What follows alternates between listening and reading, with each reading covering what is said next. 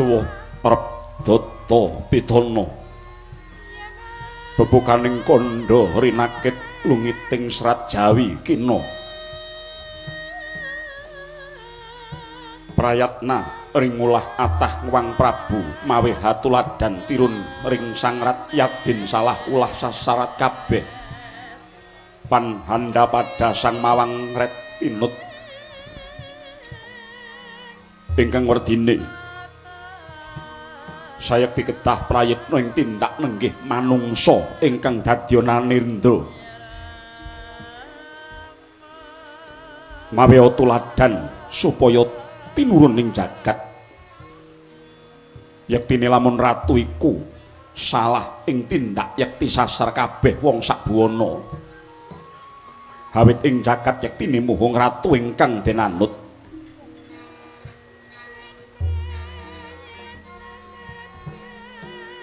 hanenggih nagari pundita ingkang cinarita pinaweng kawi Taton kanthi gumlaring praja ing Mandaraka ing tanah Madras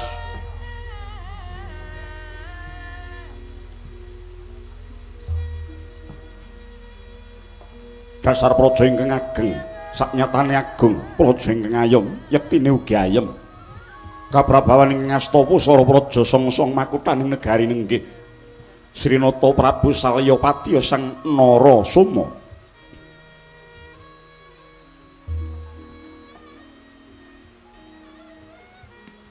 nyata lamun ratu pepakuning bumi ingkang tansah ambudi murih harja jejeking pernatan marma jinunjung drajate tiase maweh arum saking budi para marta kinacek samining ratu linulutan wadya agung kineringan padaning urip bijaksana berbudi mahambek dharma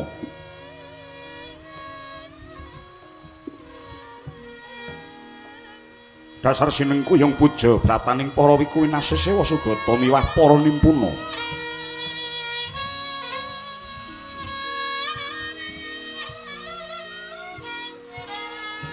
mila datan mokal anggung kabireng kidung suci miwah mantra rahayu murih rahayuning kanangrat nadyan ayaka bebauning praja Racak samya kontak kautamane limpat ing kawruh anggung hangudi murih kuncaraning bangsa Mandaraka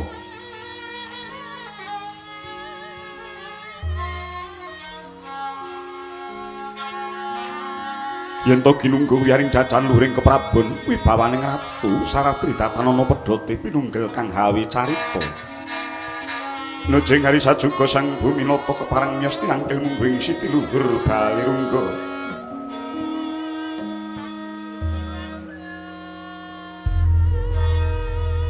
lenggah mungguing dampar denta pinalipet ing Satyana werna lemek babut pangurdanis sinebaran kanang sari ginanda jebat kasturi pungas gandaning Repati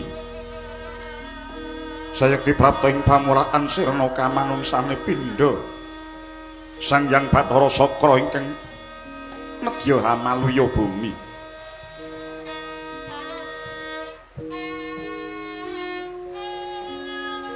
Rup sideng permanem datan ana sabawaning walang alisik gegodhongan tanobah samirana datan lumampah ingkang kapiyarsa muhung swaraning pradonga nganyut binarungka ceng peksi ketur kang munya luhuring tratak rambat sabawaning gemblak kemasan ingkang samya nambut kardi pating sareng klang pating sareng klimbal ganti lir mandira gamu wiasri senening penangkilan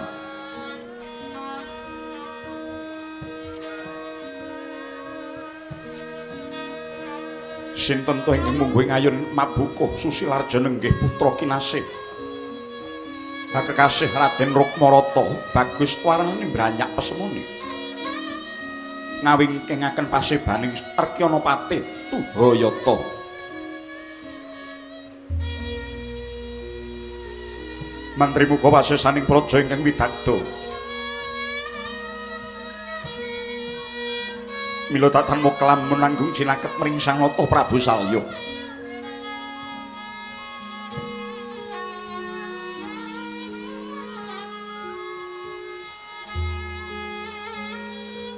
Senajan uspepa anggenggeng pasibaning para nayaka Watra Supandini kawis tingal sidhem labet kaprabawan wingit wibaning Narapati. Dadi ana tengara Jumalegur Pratandha Risangata Prabu Salya Patyarsa amedhar sabda dadi mangkono panglecitaning gali.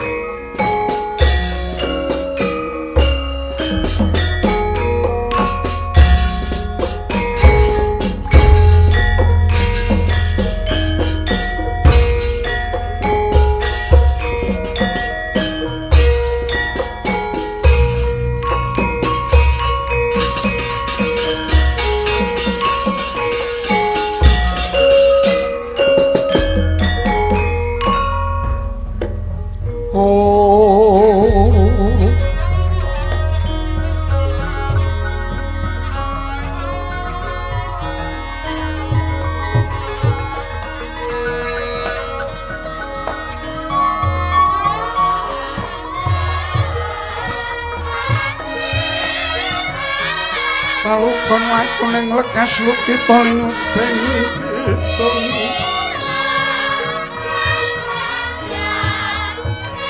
katung katurnya momong memangun manah rahayu Iwana tanah golong kumolong manatu koro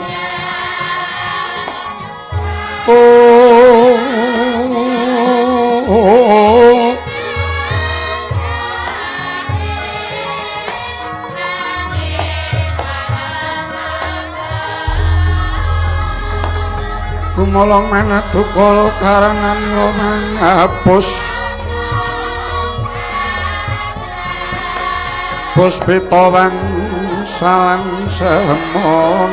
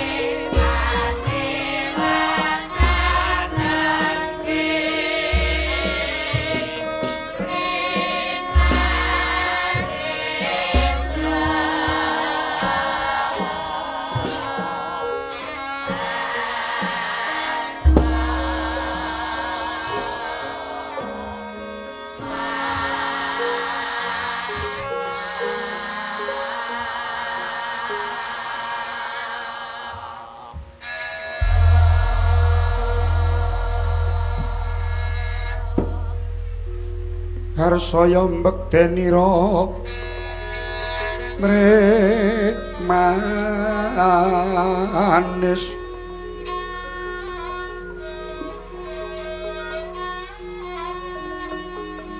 jatinira mung metetu adan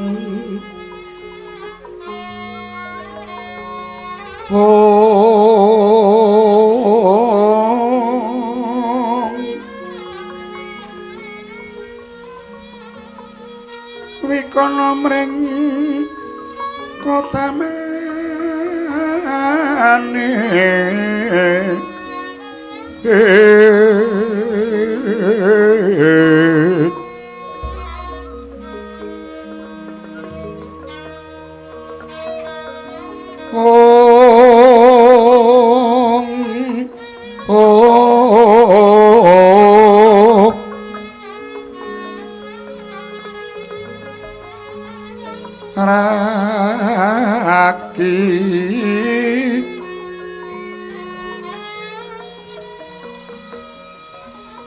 rakite ngulasamu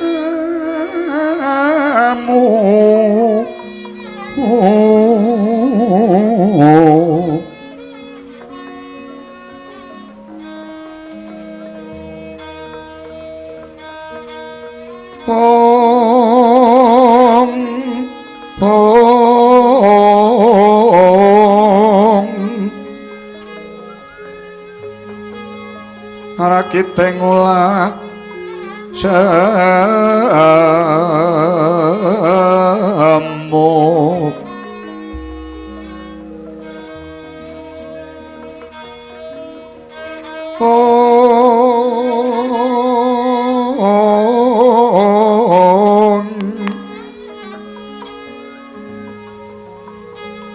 kekayuan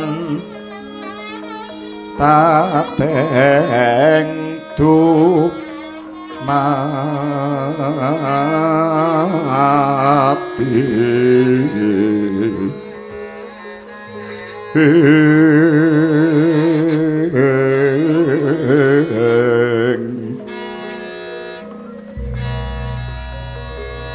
ingkang nuntun kabagyan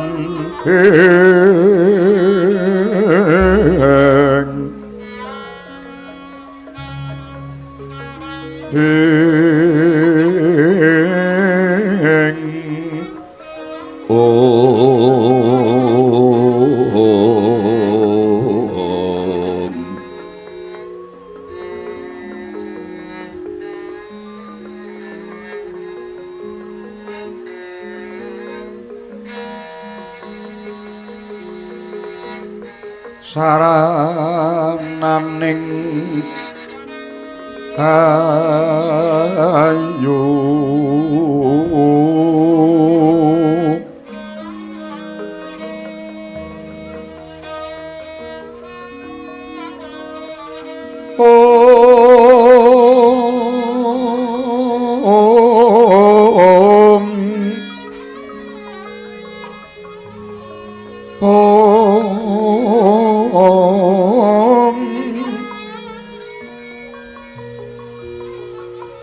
lebet rarasing paminta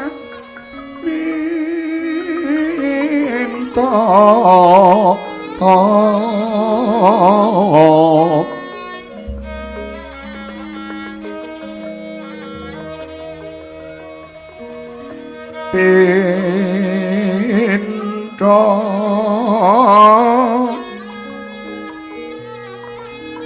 wikulah patrap silastuti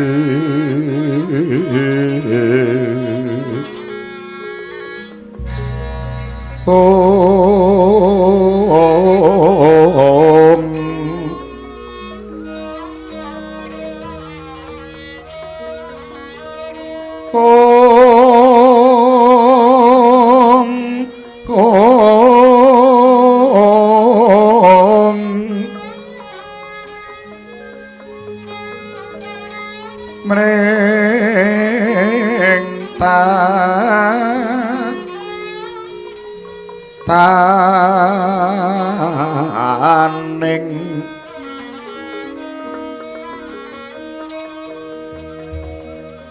mring tataning laksita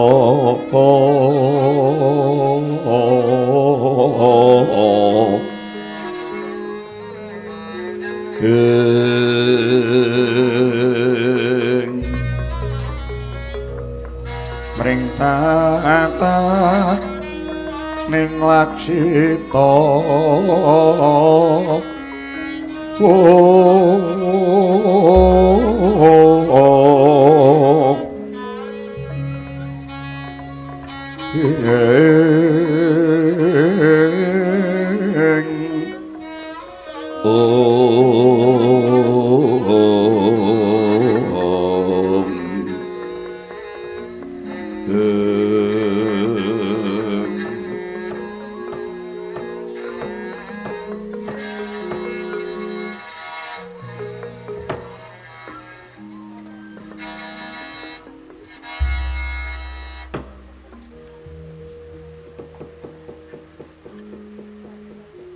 wiwaraning warana kang werit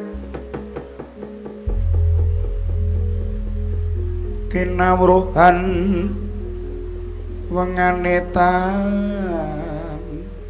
samara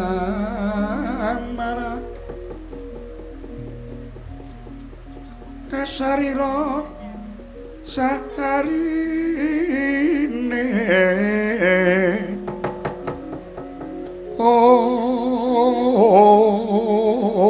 om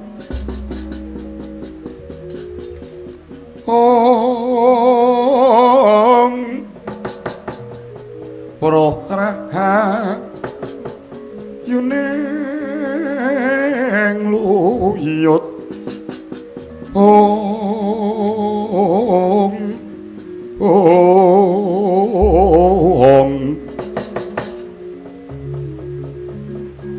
yakti ora kewraning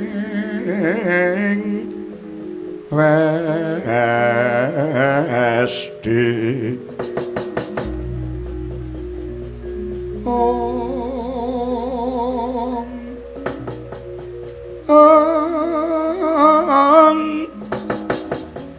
mengkono kang wis kita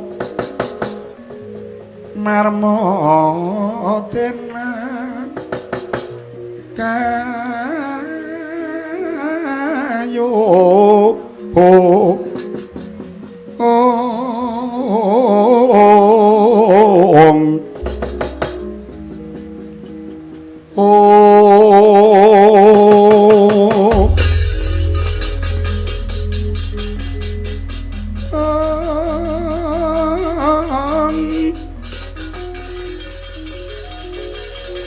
wahyu hayuning kasidan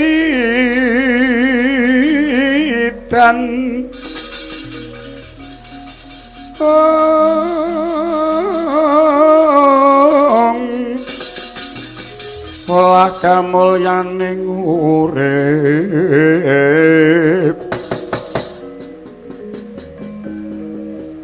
olah kamulyaning urip tanura kinurapan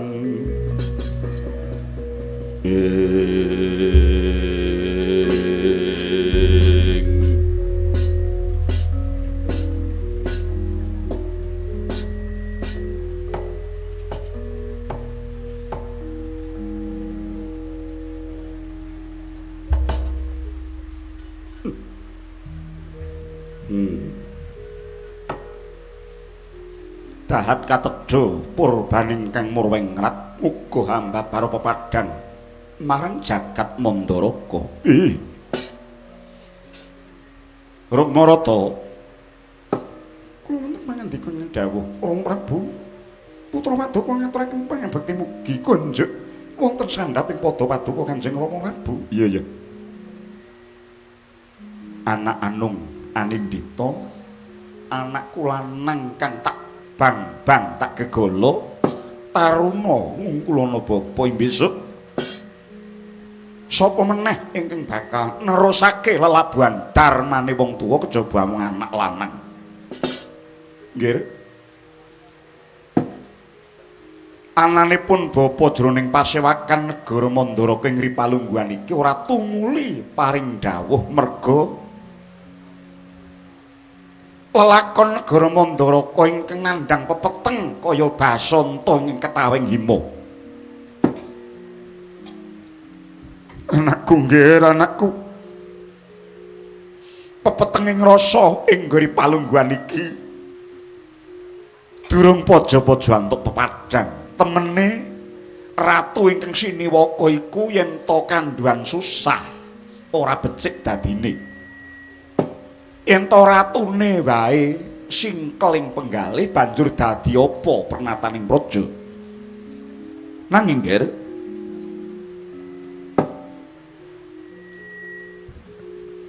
kaya ngene rasane tinitah dadi wong tuwa. Nggula wentah anak ingkang ora sethithik cacahe.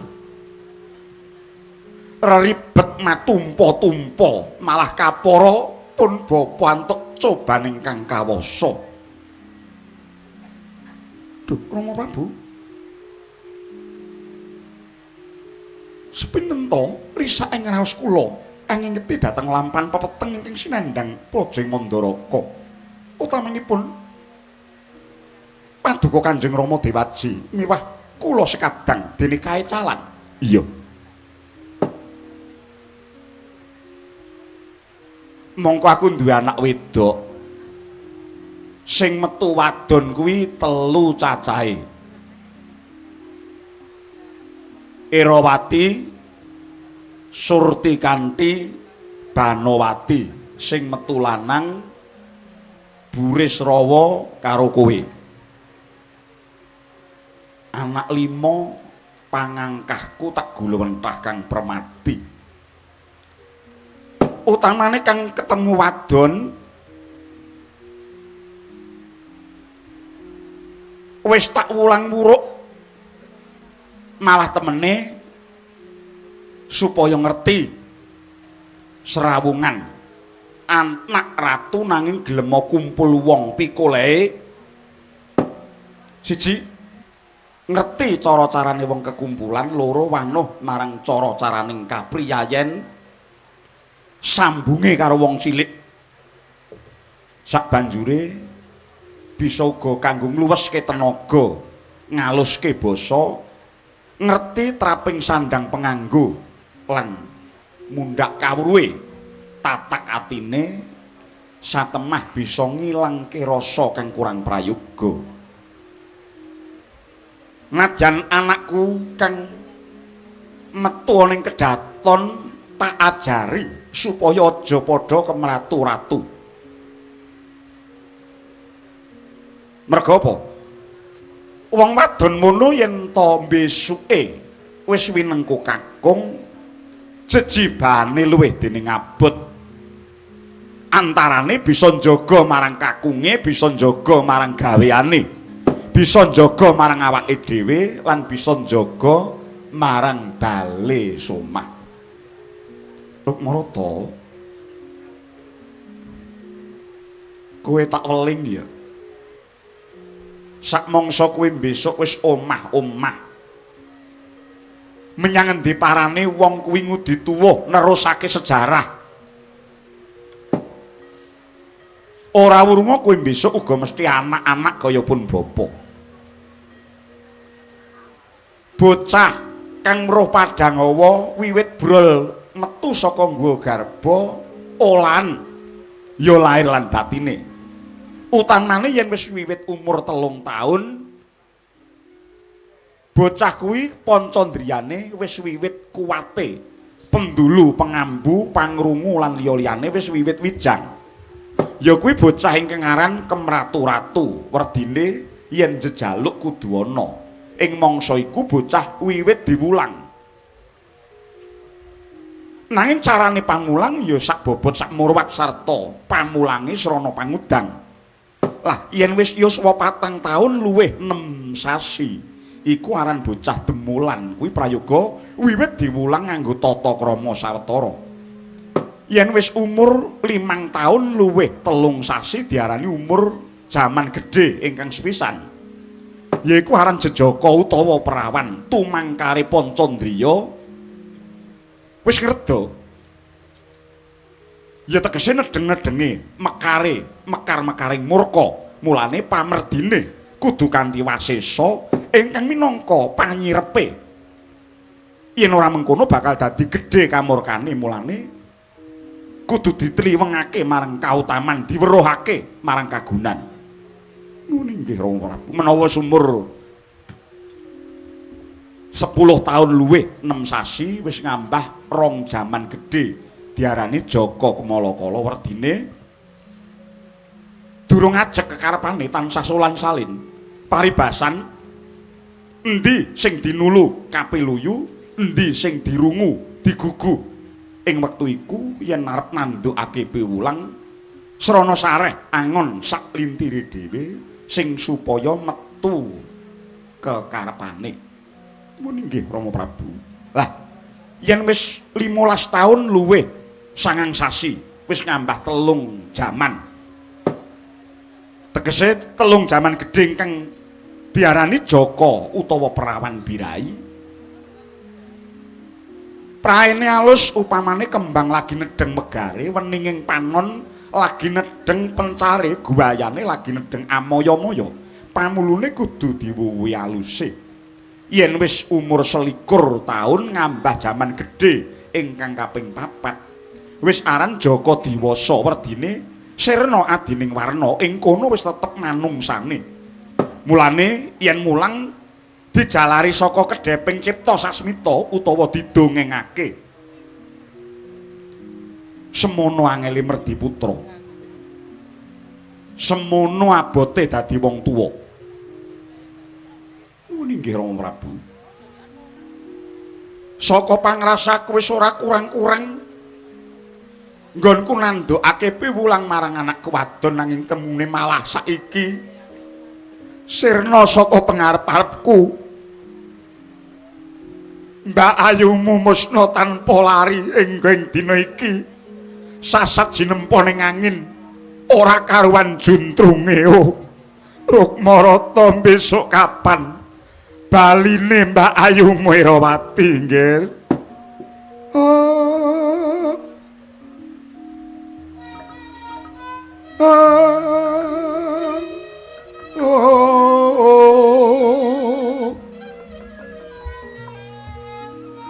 Punapa ta mirengson priaten wasmaka micil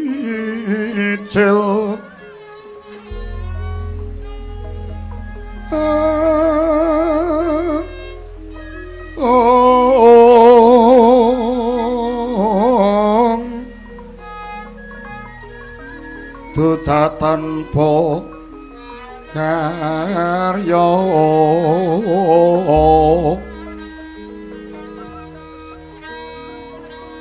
sengkang rinemekan Gusti Galong Rino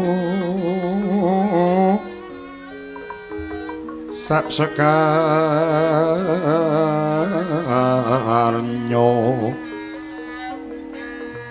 Om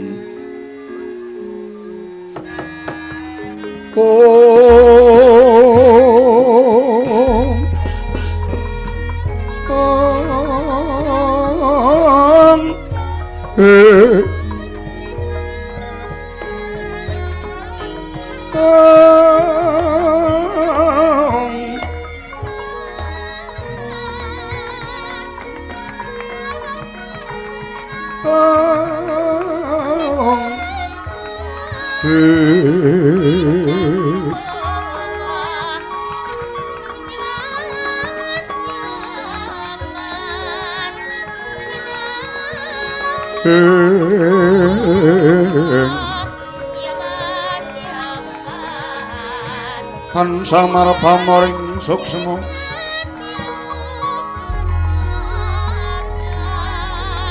sinok semaya winaya sapi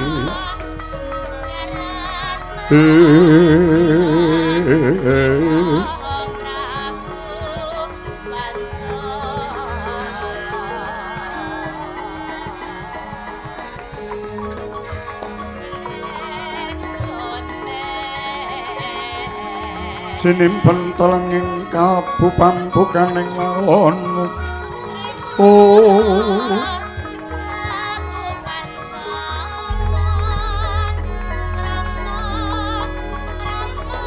Oh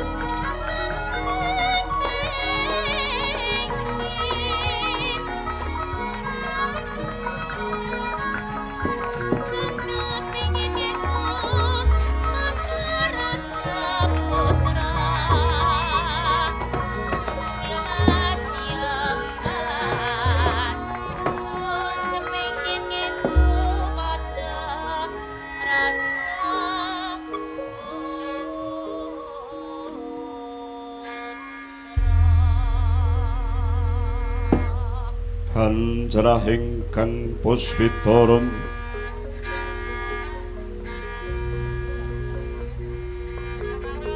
kasiliring samirana omri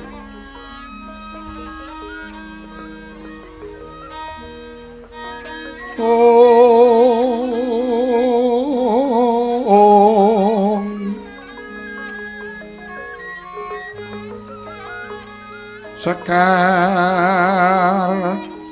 Kedung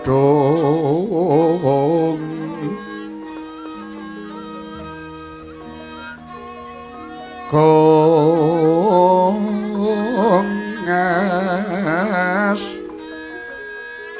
Gantanyo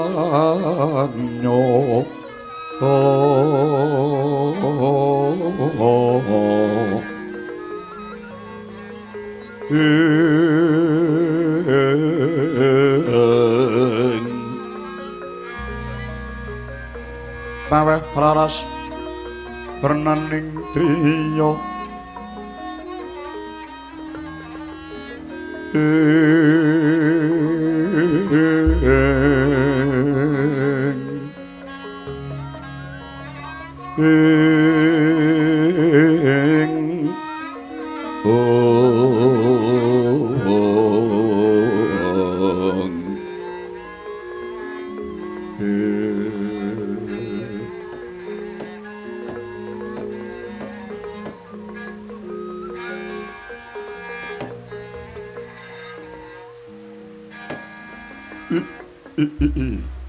Jagat mangestu ngkara wayah Bathara jagat. Lah sepira ta bombong rasaku.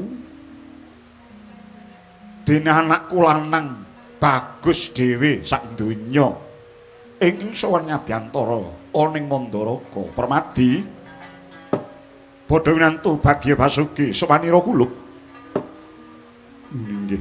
Amit pasang kaliman tabi sinabeta ngilo duni dumaweng tawang tuwang linepat ning tulasari. Mundi dawuh paduka. Niskala sowan kula manggih rahayu, mboten langkung sungkem pangabekti kula mugi kunjuk wonten sandhaping pada paduka. Tak tampa gawe gedhening atiku. Permadi ora liwat pangestunipun Bapa Tampanana kula. Nuwun inggih, Oh Prabu kapundi nggo jimat. Janur gunung kadingaren kulup. Ya dikepiye wae nyatane arang banget kowe sowan ning Mandaraka. Satemene saka pangrengkuhku mbok ya bisuwa. Ing saben-saben wektu sira kulup sowan marang Purna Mandaraka. Merga saka panganggepku sira iku tan perbeda kaya titisaning kulit dagingku dhewe. Mati. Iya, ngaturaken genging panun kang tanpa pindhan Wa Prabu. Namung estunipun wonten ceceking raos ingkang nedya plonjaken wonten ngarsa paduka Wa Mandaraka. Piye, Ger? Kowe krungu kabar apa? Estunipun ingkang ngraosaken ribeting panggalih mboten namung Wa Prabu Mandaraka kalebet ingkang putra labet kula midhanget pawarta binandung karna jaring bakul sambiwara bilih Kakang Mbok Ayu Wirawati musna saking praja ing Mandaraka kadi jinempana ngangin. Oh Prabu waleh-waleh menapa sawanipun pun Permadi mboten sanes namung kepingin nudu baurun suku menawi perlu Kadawana munggah gunung mudhun jurang nyemplung seganten manjing tahana murup permati mboten badhe swala kula badhe andharma bektekaken kesagetan miwah kaginan kula kangge ngupaya murcanipun Kakang Mbok Ayu latala bayak-bayak wijiling sanjata narapati Mandaraka mempeng sarosanyo grodha mangsasura ong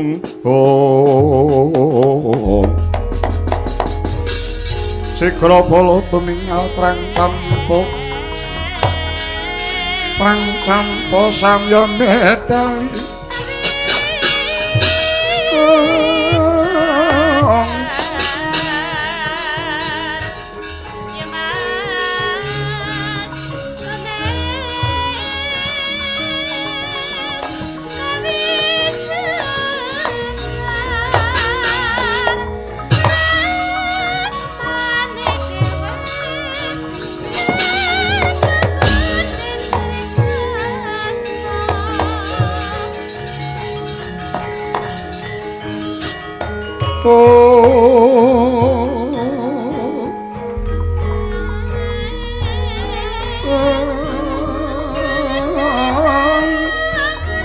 Anut laguning Kurawenguni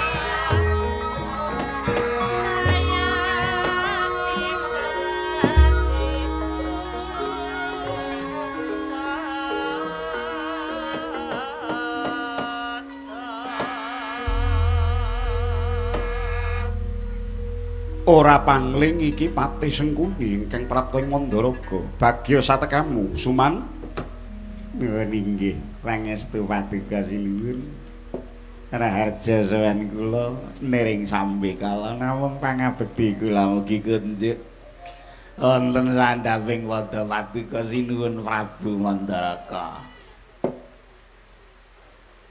suaramu kok kaya sabar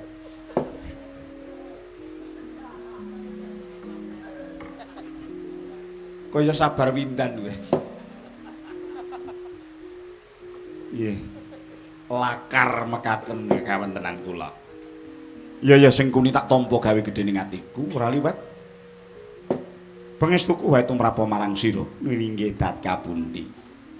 Namung yen pangapunten saderengipun mbok menawi sowan hamba menika andhatosaken kejating penggalih paduka sinuwun ingkang nyatanipun ganggu dateng kamartikaning penggalih miwah ingkang sami sumewa iya ora dadi apa Sengkuni apa saka karepmu dhewe apa dikongkon karo anak Angger Jaka Pitana iya estunipun mekaten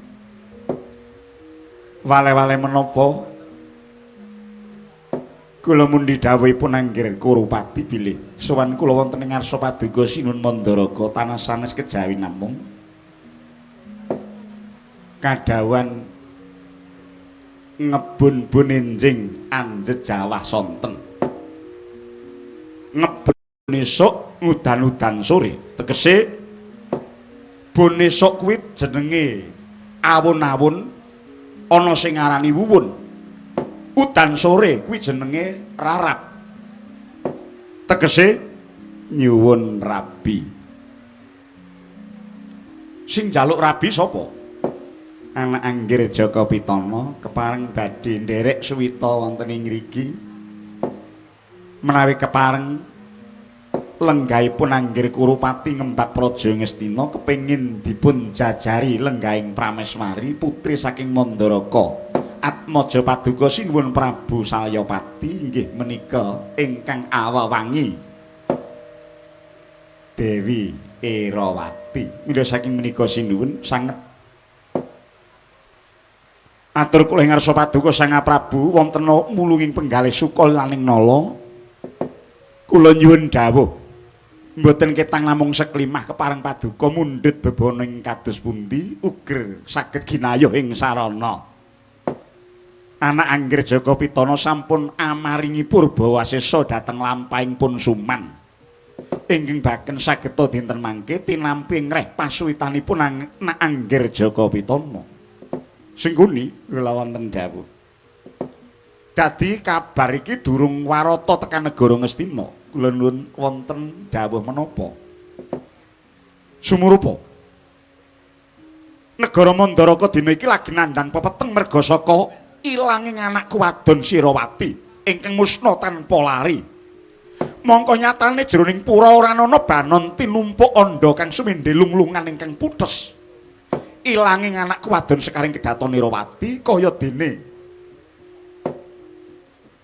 musna ingkang tanpa ana ingkang mruwi. Mula kang saka iku Suman, perkara iki isih ndadekake judheg pepet pepuntoning rasaku. Aku mung sumendhe lumembak marang panguwasaning dat kang murwengdak. Ewa dene nggonku nimbali para pinter, para sewa sugata, para brahmana Pasupitri. Kinen padha anyurung puja brata murih bisa kasembatan ngudi sisik melik ing endi dununging anak wadon suprandene nganti palungguhan iki isih gagar wigar tanpa karya. Mula Suman, kepiye nggonku bakal paring wangsulan marang anak Angger Jaka Pitana ingkang nyatane dina iki anakku durung ketemu. Wedhe. Bumi gonjeng langit kelap kelap katon lir kincang ing alis risang maweh gandrung. Sabarang katulu wukir moyak mayek saking tias baliwur lumare sang gandrung. Duh Hari Sumitra tanaya paranreh. Oh. Layak. Kula kala dalu badhe bidal mriki sampun ngimpi diripun rubung sendok. Tepanipun dumugi mriki kejawi wonten pawarta ingkang boten ngremenaken lan jawaipun glejeh ngaten. Bejane ngawak. Usahaken tiyang dodol-dodol kukut. Kowe apa wong nggawa wong dodol? Yen pangapunten, jodang pinten-pinten isi ruba werni-werni ingkang badhe katur wonten paduka sinuwun. Sakmangke mapan wonten ing alun-alun kreta. Kathah sanget menika saking Angger Jaka Pitana isi Mas Picis Raja Brana wonten busana ingkang diendah sutra di pepethingan menapa dene pala kependhem, pala kesimpar, pala gumandul. Sedaya badhe katur ing ngarsa paduka Prabu Parandene wonten mriku malah kejawan. Mengko dhisik sing ngono ora kok ategesaku nolak apa ing dadi bisungsung Angger Jaka Pitana nanging disemeni rasamu dhisik. Merga nyatane sing dilamar saiki ora ana. Lajeng kepareng paduka. Malah dinemune mengkene wae sengguni. Tak biakake sayembara. Sapa ingkang bisa ngupaya ilangi anak wadon Irawati kongsi praptana ngarsaku ing esuk bakal tak dhawuhake esuk, ing sore bakal tak dhawuhake sore. Maragake Biyawarakna klebu anak Angger Jaka Pitana ing Astina yen to bisa ngupaya ilangi anakku wadon bakal tak dhawuhake kelawan Sirawati.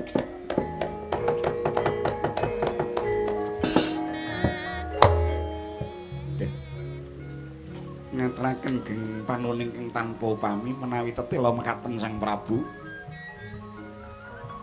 Daya-daya kula badhe munjuk atur wonten ngersanipun Angger Jaka Pitana kalilanipun Sengkuni minta pamit. Apa ora semene luwih dhisik Sengkuni ngaturaken panuwun. Kula nuwun sewu kapeksa. Kula nderek dawuh paduka sedaya ruba judang kala wau kula beta wangsul rumiyin. Kawanan bali. Mboten kula tinggal sekedhik gawanen wis. Matur sembah nuwun. Sinuwun. Pangestu paduka ingkang kula pundi andayana laksitaning lekas. Anggen kula ngupaya saged pinanggih. Muga-muga Jawata ngudanani apa ing dadi karepe Jaka Pitana.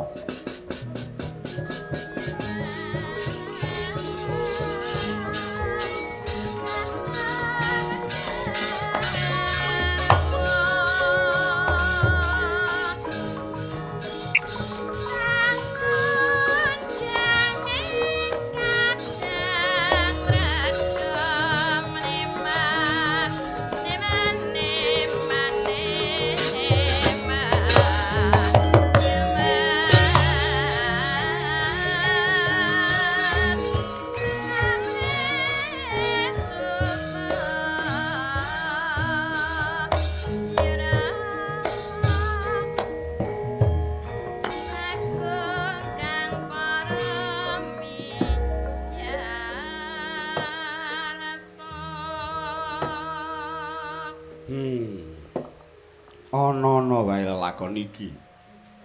Permadi kula wonten dawuh. Ora mung kanggo Jaka Pitana ning ya kowe barang, Gen. Keparengipun. Yen kowe bisa goleki Mbak Ayumu, apa ya ning eleke to kowe ngepek Mbak Ayumu?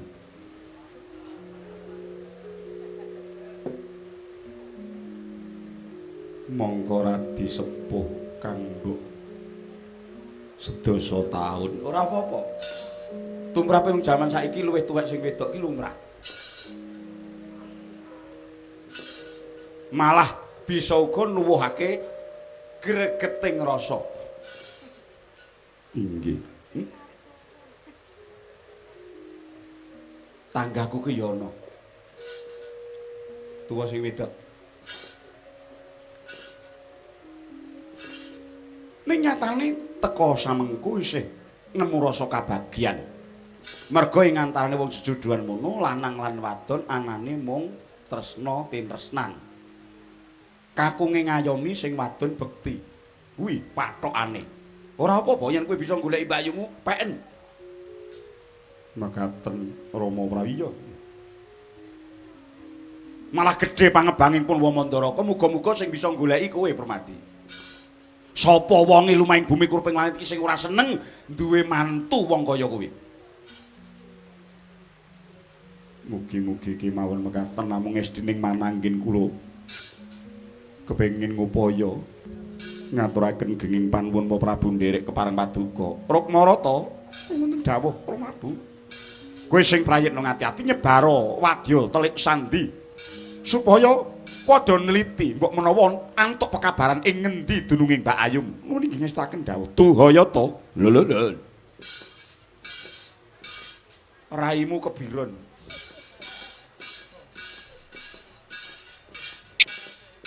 Semono uga ngrapna pabarisan aja nganti negara klebon dom sumruping banyu ing aja ngobak-obak marang kerukunaning bangsa.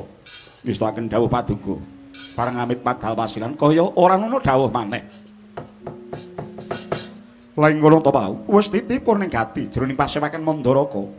Sang Nata Prabu Salyarsa Jengkar Manjing Loka Pusantara saksana para wahini. Pawongan cething kang samya ngampil upacara ngaji sigra tata anjajari kunduring Sanerpati. Terep regedeg nguncupaken asta minangka tandha pakurmatan kunduring Sang Nata. Kaya datan ana ingkang angirang-irang.